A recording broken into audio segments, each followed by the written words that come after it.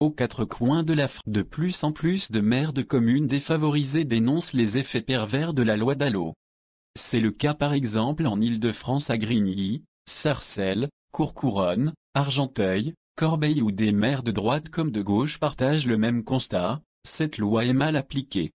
Reportage à Argenteuil, Val d'Oise, sur l'esplanade de Salvador Allende où les habitants déplorent un manque criant de mixité sociale.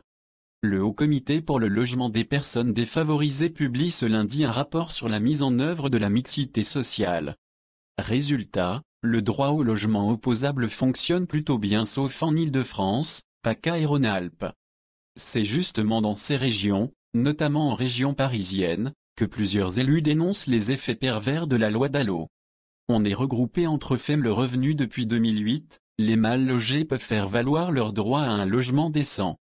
Mais les personnes relogées dans le cadre de la loi Dallot le sont souvent dans des villes où il y a déjà beaucoup de logements sociaux.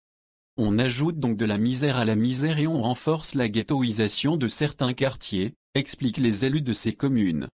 Exemple à Argenteuil, Val d'Oise, une ville de 100 000 habitants durement touchée par le chômage, 17%, et qui compte 34% de logements sociaux.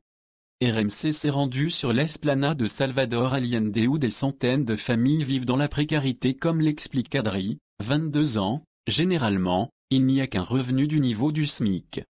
Mais entre le loyer et la famille à nourrir, autre constat, un manque criant de mixité sociale. On est regroupé entre faibles revenus. C'est de la survie, assure Kadri. Il faudrait qu'on se mélange tous ensemble une situation qui met à mal le vivre ensemble regrette cette habitante, je trouve qu'on est isolé. On n'a pas de contact avec les autres. Maintenant il n'y a même plus de Français dans nos immeubles. Ils sont tous partis, Étienne, lui, refuse le terme de ghetto mais reconnaît que dans le quartier la mixité sociale n'existe pas. Ils ne feront jamais venir des gens avec des gros moyens ici. Ils n'accepteront pas vu qu'ils ne mettent même pas les pieds ici. Il faut voir quand on va à Paris comment ils nous regardent. On se sent rabaissé, déplore-t-il dans Bourdin Direct. Et d'ajouter, on ressent cette impression de rejet mais on ne le partage pas. Il faudrait qu'on se mélange tous ensemble. Le problème d'après Philippe Doucet, député socialiste de la circonscription, les bénéficiaires du droit au logement opposable sont systématiquement installés dans ces quartiers qui concentrent déjà beaucoup de logements sociaux. Année après année, on met les plus pauvres, tous ceux issus de l'immigration, au même endroit. C'est comme ça qu'à la fin vous finissez par avoir 400 ghettos en France.